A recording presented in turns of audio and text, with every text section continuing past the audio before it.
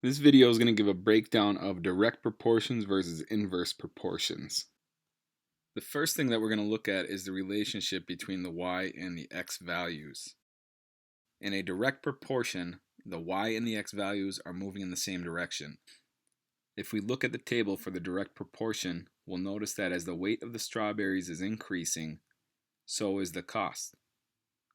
We could also look at it backwards and say as the weight of the strawberries is decreasing, as it goes from 3 to 2 to 1, the cost is also decreasing. For an inverse proportion, the y and the x values are moving in the opposite directions. If you look at the table with the inverse proportion, you'll notice as the number of students are increasing, the number of game cards are decreasing.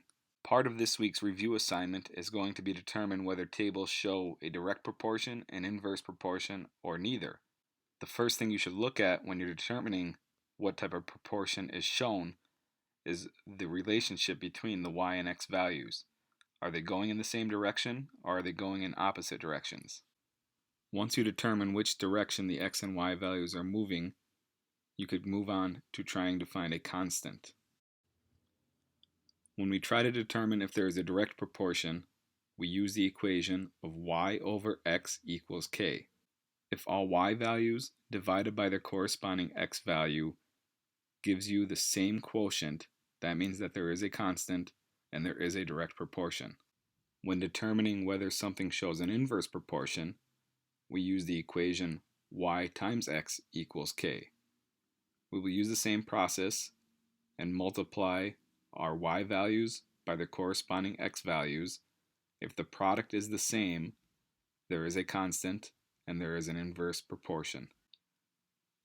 Once you find a constant, you could put that into an equation to represent the direct proportion or inverse proportion. For our direct proportion here, every y divided by x gives us 2. That means that our constant is 2. We will plug that into the equation y equals kx. That would leave us with an equation of y equals 2x. There are only two equations that can be used to represent a direct proportion. They have to follow the format of y equals kx or y over x equals k. For our inverse proportion, we multiply our y and x values, and every y multiplied by its corresponding x gives us 120. That means that our constant on the right side is 120. We use an equation yx equals k. That leaves us with yx equals 120. To represent an inverse proportion, there are only two ways to write the equation: yx equals k or y equals k over x. When looking at graphs, a direct proportion is going to have a straight line that goes through the origin. An inverse proportion is going to have more of a curved line. To identify a constant in a direct proportion graph, take any of the xy points that are given. In our example here, you can see that the line goes through the points 1, 5 and 2, 10. We could divide either y by x value. I'll use 2 and 10, so I'm going to divide 10 by 2, which gives us 5. That means that this graph shows a constant of 5. To identify the constant on a graph that shows an inverse proportion, we will take our x and y values and multiply them. The 2 points that we are given here are 130 and 310. If you take 1 and 30 and multiply that, 1 times 30 gives us 30, and 3 times 10 also gives us 30. Therefore, the constant for the inverse proportion graph is 30.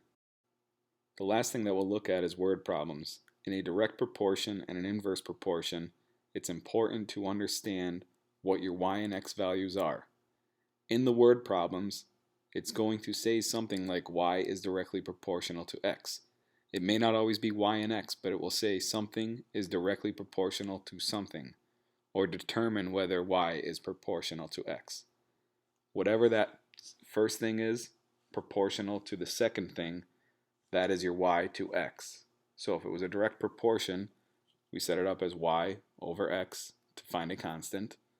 You'll notice that the inverse proportion is set up the same way. It says that y is inversely proportional to x.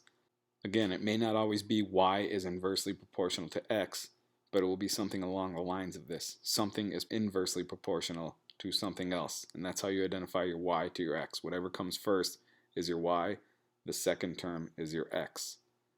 For an inverse proportion, we would use y times x to find a constant.